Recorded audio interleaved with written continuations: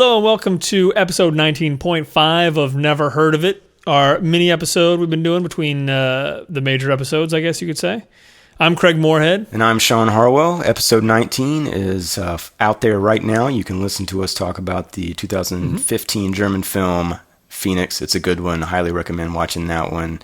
Possibly even before you listen to our podcast, which is, I know it's asking a lot, but it's one you want to see. And as always, you can find us online at neverheardpodcast.com. We're on Twitter at neverpodcast. We are on Facebook. We are on YouTube. And come say hello. So let's get right to it, Shawn. We have a real busy week. First thing on the docket is this new thing, I believe it's called the Lytro camera.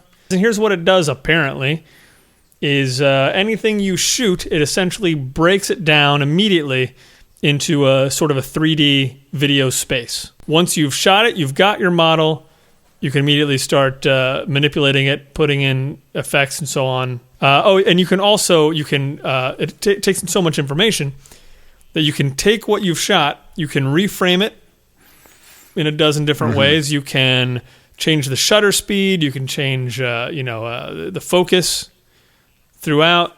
You can basically do everything that you would normally have to do live on set now in post. Shawn, your thoughts? Yeah, it's like having a button that says The Matrix. I think you can just press that and then you make the Matrix movie. I like that it comes with a massive server, it looks like, because these are going to be obviously gigantic files. But I think it's a really cool, interesting thing here. I think just as someone who takes pictures every now and then of, like weird animals in my backyard, if you take the focus button, the focus out of the equation with taking a picture, just imagine the freedom that gives you. I don't know if some second AC is going to lose his job because of this. That's a very, I think, interesting question to ask about what this means. But it's cool. It's almost like you're just scanning the world right in front of you. So yeah, it's something to keep an eye on.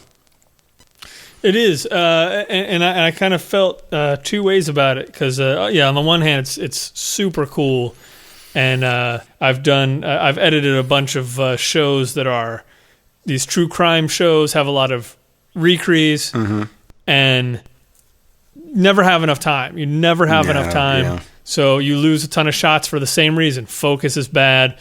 Actor didn't do the right thing. The framing is bad. If I had a 3D workspace for every frame shot of that kind of stuff, forget it. Yeah, it would be incredible. And to me, that's kind of the shame because it looks like a very top dollar type thing right now. Basically, if Scorsese goes anywhere near that, he'll be dead to me.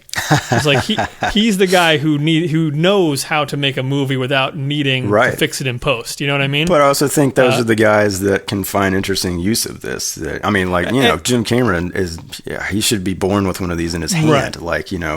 Right. And I would hope he's kind of the first one on it. As long as we don't actually lose the people who do it one time for the camera type of thing, then I'm all for it. I'd love to see it.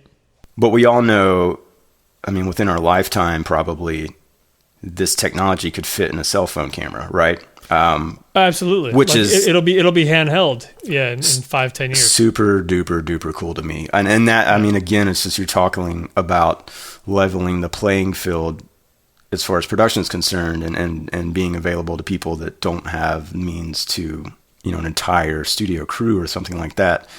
It's really, really cool. There will be some smart filmmakers who will do some awesome stuff with it, I think. Agreed. And one of them will be you. What? Just looking in the future here.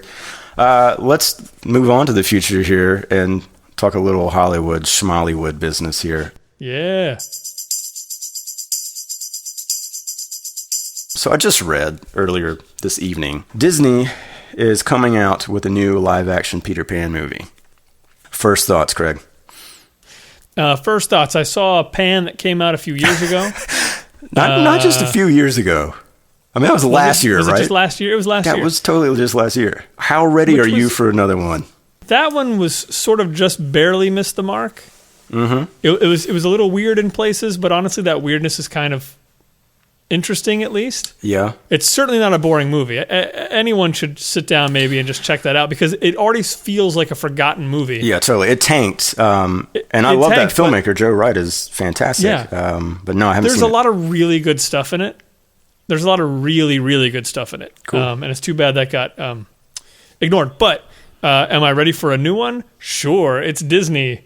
Show me what you got. I mean, Jungle Book looks nuts to me. Jungle Book looks great, but there's also another Jungle Book coming out from Warner's, I believe. That Andy Serkis is directing. And they've already greenlit Jungle Book 2 from Disney. So how many movies about the same subject are too many movies? That's my question. Well, it's interesting.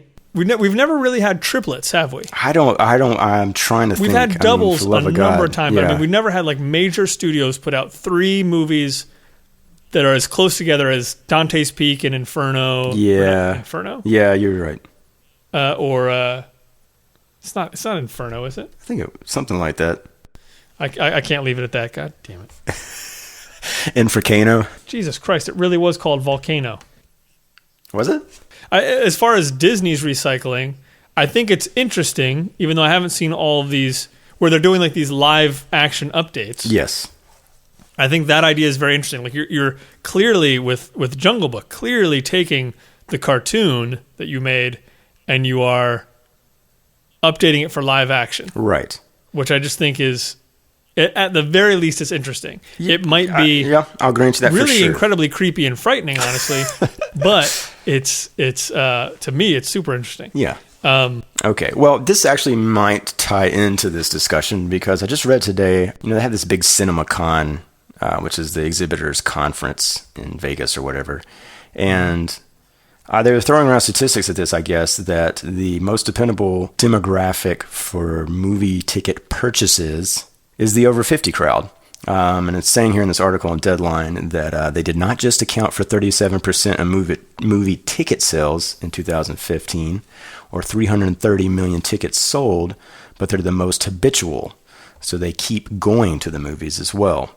Do you make anything of that? Because the only sort of disconnect I see is that I don't feel like there's, it's easy to say, well, they're not making a lot of movies specifically targeted to that crowd, or movies about people also of that age, of characters of that age. Well, but I would say, I mean, we're talking about 50 and older. 50 plus, yep. That's what they're saying.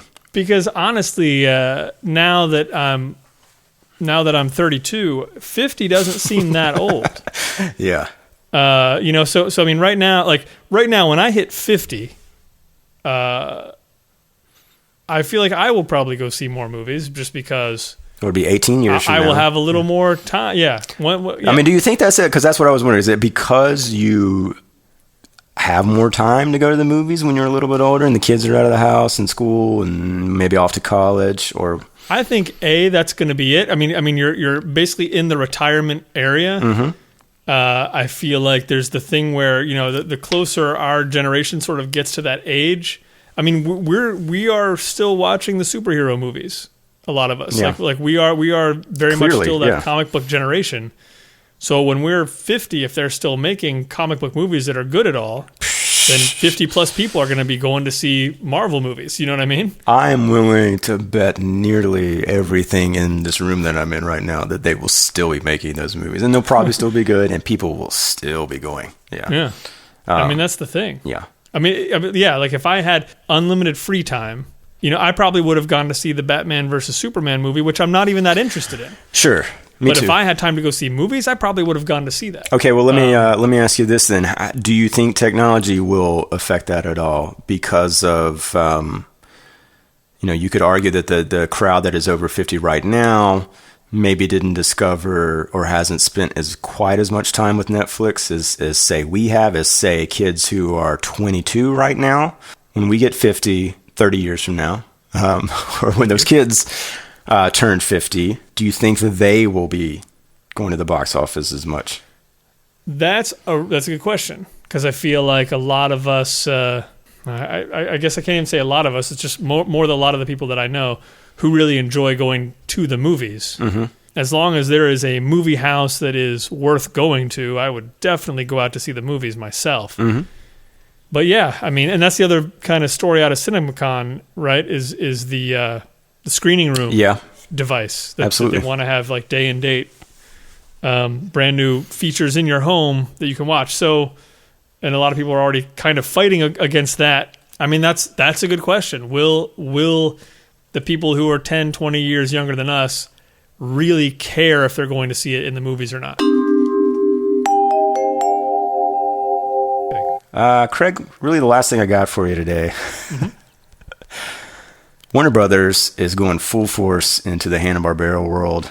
They're throwing around the term universe, cinematic universe, so you might as well get prepared for that because our kids are going to be bombarded with it. And it looks like the first movie that's coming out of the pipeline is another live-action Scooby Doo movie called Scoob, acronym SCOOB. No clue what that stands for. It's really called Scoob? It's really going to be called Scoob, which I kind of like. I don't know why it's an acronym, though, but I'm kind of curious if you think we've reached peak nostalgia this week. Or are we good for another week? That is, that's a fair question. Thanks. Shawn, this would not be the first live-action Scooby-Doo. Would not. Or the second.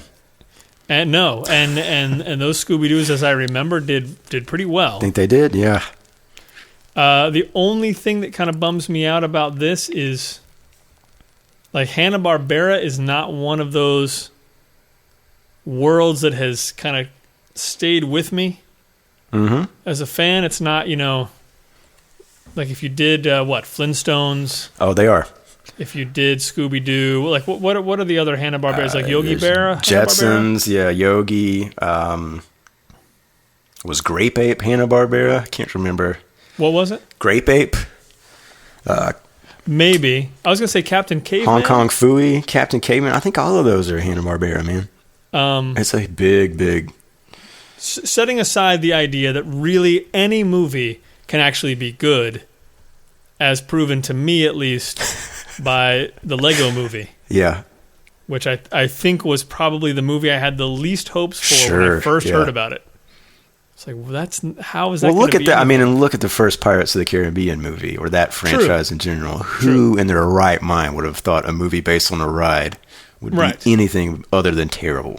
Right. So, absolutely, there's no reason why they can't do a killer Scoob and all those things. And best of luck to them. Yeah. The only thing that bothers me with these sort of like the Hanna-Barbera things, just from what I've seen of those Scooby movies and the Yogi Bear thing, is that it's hard to translate the animation so that it looks like what we're kind of familiar with and love. You know what I'm saying? Like if you really tap into that nostalgia, I kind of want Scooby to look like he did, or pretty close to how he did in the cartoon, I'm okay if the other people aren't. I understand that as part of live action.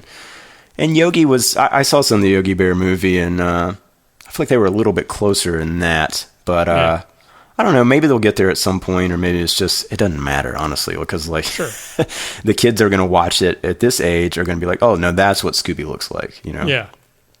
Well, I kind of liked... I didn't see the whole movie, but just from the trailers, I kind of liked how they did... the animation for the Peanuts movie. I did too, and that looked really kind of faithful, and yet it was modern. Like it was felt new, exactly. I want to see that movie. It'll be interesting to see what they do, especially if they shoot it with Lytro and see what's Lytro the whole thing. What's possible. All right, Shawn. Yeah. Let's talk about what's going on in your work life. What are you working on?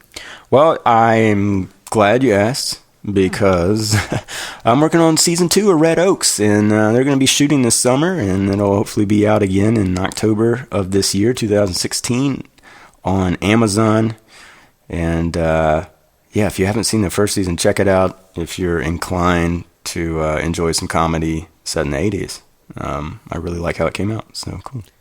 Absolutely. What about you, sir? Right now, I am cutting a Shark Week show. Awesome. We don't have a title for it yet, but it's going to be during Discovery's Shark Week in June.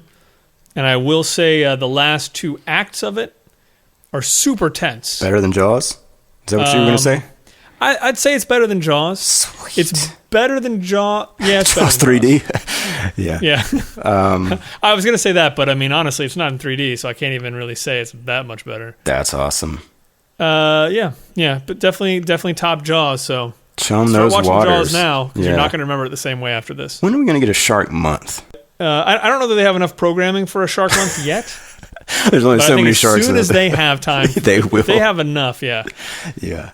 Honestly, they would have a shark channel, I think, if at all possible. And they'll get there.